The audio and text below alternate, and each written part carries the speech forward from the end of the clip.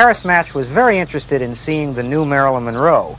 The new Marilyn Monroe meaning a woman of 35 that had slimmed down, did not have that baby fat of the misfit years. The new Marilyn Monroe that was going through a lot of traumatic experiences, rumored that she had attempted to commit suicide twice. She was nervous, showing up late on the set. They'd heard about this. They were interested in seeing what she looked like on film. We were shooting at the swimming pool, and there was a lot of nervousness, and, well, Marilyn just walked over, had a little conversation with George Cukor, walked back on the set, and off came the bathrobe. At first there was a little pair of panties, off came the panties. And there was Marilyn, at 35, an incredible body. She was so animated. She dog paddled in the water like a child. It brought all of a sudden to my mind as a woman starting out in her career all over again, not knowing really what to do, playing, laughing, giggling. I showed her the pictures. She giggled. She made one request. I don't want to see Liz Taylor on the cover of any magazine in the world the week you release these. Lawrence Schiller joins us this morning. It's so nice to see you. Thank you very much for having me. Tell me the story behind the pool shots, because in some ways the shots are unbelievable, but the story is heartbreaking too. Well, you see, I had met her originally in 1960 when I was 23. Photographed her for Look magazine, but then Paris Match, the French magazine, asked me to photograph her in 1962. I had a little more chutzpah behind me at that time, a little more experience. As Jeffrey knows, I can be a little bit business. He has plenty of chutzpah. Yeah. Right. No shortage. But what I didn't realize is that she was fighting so many demons in her life. She was on the set of Something's Gotta Give, a movie right? called Something's Gotta Give, but she was late every single day. She couldn't sleep at night, and she was costing the studio millions of dollars. So she decided to use a weapon against the studio, and that was to show that she can garnish more publicity than Elizabeth Taylor could, who was working for the same studio, being paid $1 million. She was only getting $100,000. So she resorted to the only weapon she had left was her body. Did it and work? one day she said, what would happen if I jumped in the swimming pool with the bathing suit on, as the script says, but come out with nothing on? And her press agent turned to her and said, you're not kidding. You know, you're just kidding. You know, what is this all about? And she says, no, I think I might just do it. And that's what she did 7 days later.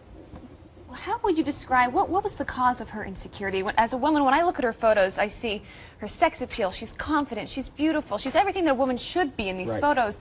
What caused that insecurity that ultimately led her to take her life? Well, look, I wasn't with her in her private moments. I didn't walk the beach with her. I wasn't with her at 2 o'clock in the morning when she wakes up.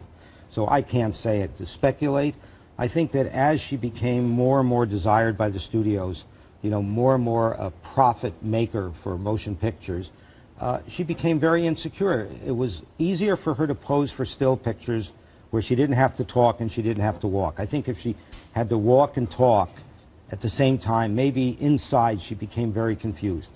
You and I were talking, Larry, during the break. She died in 1962. Her fame, you said, began in the 40s. She had something like an 18-year run of fame. Is there a modern-day parallel, an example we can give to help us understand how famous was Marilyn Monroe? Well, you know, we don't remember Jean Harlow the same way, and she died at a younger age than Marilyn Monroe.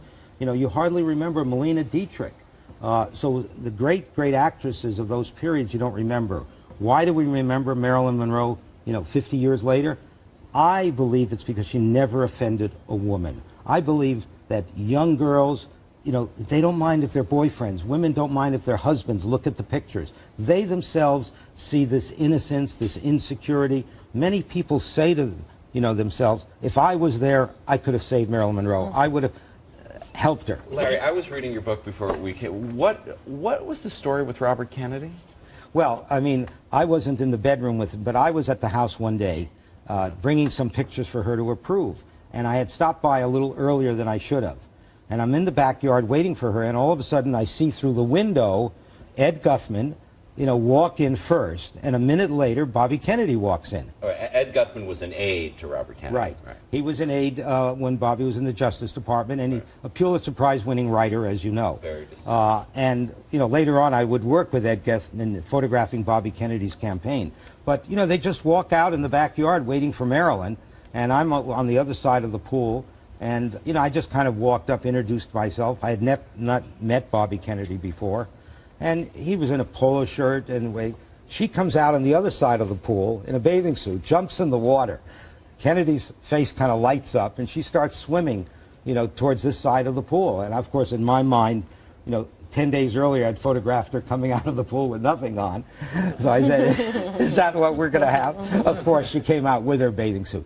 But it was just a moment I saw them together, you know. You can't prove a negative, so I don't know really how deep that relationship was. You wrote a lot about how she wasn't, the Marilyn that you knew was not the Marilyn that people talk about, that she was, you know, sort of all the bad stories, the drugs, the loneliness, the, you know, that you saw something different. Who was the Marilyn that you knew? Well, number one, I saw this tremendously insecure woman who at one point, when I was talking to her that my wife and I, Judy, my first wife, we were going to have our second child, and all of a sudden she went almost inside of herself saying, you know, I want to have a baby, but I can't have a baby. My mother was, you know, in a mental hospital, and then I think she said something about her father attempting suicide. And, you know, she got so much emotional, and then she said, you know, my body rejects the baby, but I want the baby. And then she snapped out of it, just like a light switch. I saw those moments, you know, which were I also saw the very strong business calculating woman who said, when you publish these pictures, Larry, I don't want to see Elizabeth Taylor on the cover or inside any of those magazines. I knew that was what was known as a condition of sale. You'd be right. All right, the book is Marilyn and Me. It's been nearly 50 years since her death, but Marilyn Monroe still captivates audiences. Photographer and author Lawrence Schiller worked with the Hollywood legend on her last couple of films. He writes about his experiences in the new memoir, Marilyn and Me. He's also published a book of his photography, also called Marilyn and Me, featuring some of his iconic images of the late actress, as well as some never-before-seen pictures. Lawrence, it's great to have you here. Good morning. Thank you, Matt. 23 years old you were when you first met her. She was 33, working on a movie. She introduced herself. She goes, "Hi, I'm Marilyn," and you said, "I'm the big bad wolf." Why'd you say that? I was just scared. Look, you know, I'd photographed some celebrities, but coming up against Marilyn Monroe, 23, you know, I was a photojournalist, but I didn't know how good I was, and could I take a great picture? She'd been photographed by Avedon, all the greats. And here I was, I had to put up. And you say she knew what she was doing behind a still camera. She told you where would be best to stand, where the lighting would be best, where the angles were, and she was right. Well, I was even scared to go in her dressing room, so I shot her from the door. She caught my eye in the mirror, and she says, "That's not going to be a good picture. You know, go over there." And then she turned to the left, looked over her shoulder. I raised the camera, and it's really a great image of her. And yet, for all of her confidence behind a still camera, you say you never felt she was as confident behind a motion picture camera. No, I have a theory. It's because with the still camera, she didn't have to talk. In front of a motion picture camera, she had to walk and talk, and she had to deliver lines, and I think that's really scared her. A couple of years after you met her, you went and shot her for Something's Gotta Give, the movie that you did with Dean Martin that was never actually completed because she died. What was the atmosphere like on that set? Well, there she was fighting demons. There she was fighting for her life. She was always late on the set. You know, she'd come out of a mental hospital, I think Payne Whitney here in New York. She'd had some surgery. She tried to trim down, which she did very, very well. The short and long of it, she went on the battlefield in all different directions. And she had few weapons left. And one of the weapons was her body. And the movie studio was growing impatient with her. There was a scene in that movie that you found out about, and you said immediately, "I want to shoot that." Describe it. She was supposed to seduce Dean Martin. She was swimming in a pool, and he was watching her from a balcony. That's right. And she's supposed to look like she has nothing on, but in fact she was going to wear a nude bathing suit. And in a meeting with her, with Pat Newcomb, her press agent, she said, "I'm really thinking of jumping in this swimming pool and coming out with nothing on."